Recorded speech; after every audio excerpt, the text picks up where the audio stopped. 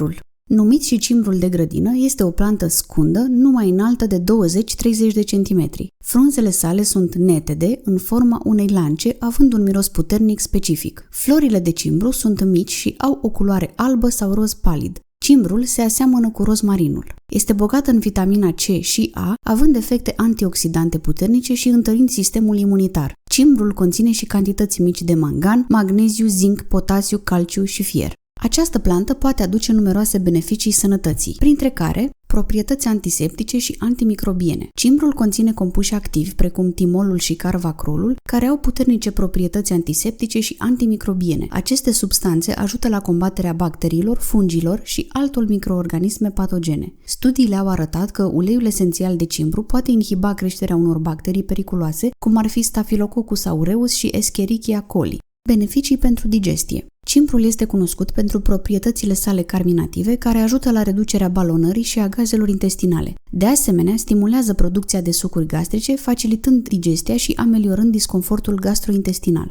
Ameliorarea tusei și a simptomelor respiratorii. Datorită proprietăților sale expectorante, cimbrul este eficient în ameliorarea tusei și a altor simptome respiratorii. Este adesea utilizat și în preparatele pentru tuse și inhalările cu aburi pentru a facilita eliminarea mucusului și pentru a calma iritațiile gâtului. Proprietăți antiinflamatorii. Cimbrul conține compuși cu efecte antiinflamatorii care pot ajuta la reducerea inflamației în organism. Aceste proprietăți pot fi benefice în tratamentul afecțiunilor inflamatorii cronice, cum ar fi artrita reumatoidă. Uleiul esențial de cimbru poate fi utilizat în masaj pentru a ameliora durerea și inflamația localizată.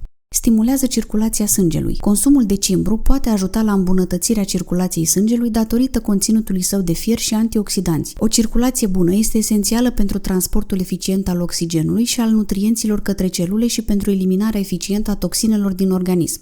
Proprietăți antioxidante. Cimbrul este bogat în antioxidanți, cum ar fi flavonoidele, care ajută la protejarea celulelor împotriva daunelor oxidative. Oxidanții contribuie la reducerea riscului de boli cronice, cum ar fi bolile cardiovasculare și cancerul, prin neutralizarea radicalilor liberi și prevenirea stresului oxidativ. Cimbrul, utilizat în diverse moduri în bucătărie și în scopuri terapeutice, oferă numeroase beneficii pentru sănătate datorită compoziției sale nutritive și a proprietăților bioactive.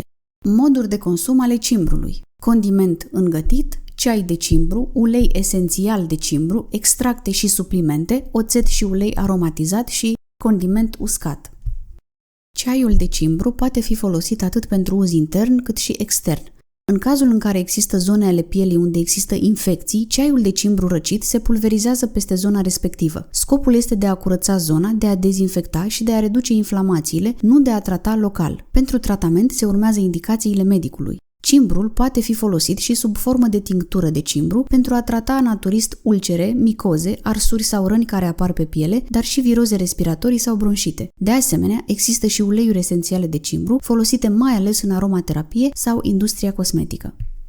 Atenționări. Există persoane care sunt alergice la cimbru sau la plante asemănătoare cu acesta, așa cum sunt oreganul, menta sau rozmarinul. În cazul lor, ceaiul de cimbru poate avea efecte adverse, cum ar fi stări de greață și vomă, diaree, erupții cutanate, respirație îngreunată sau arsuri gastrice. Nu este recomandat să consume ceai de cimbru persoanele care iau anticoncepționale sau medicamente care conțin estrogen. Nu este indicat să bea ceai de cimbru nici femeile însărcinate, existând inclusiv risc de avort spontan. De asemenea, persoanele care iau tratamente pentru coagularea sângelui nu trebuie să bea ceai de cimbru, deoarece acesta are proprietăți anticoagulante și poate chiar cauza sângerări. Un consum excesiv de ceai de cimbru poate cauza probleme și celor care au deja afecțiuni ale inimii. Nu este indicat ceaiul de cimbru special pentru slăbit, deoarece poate crește apetitul. Mai departe, puteți urmări moduri de preparare în funcție de necesități și modul de administrare.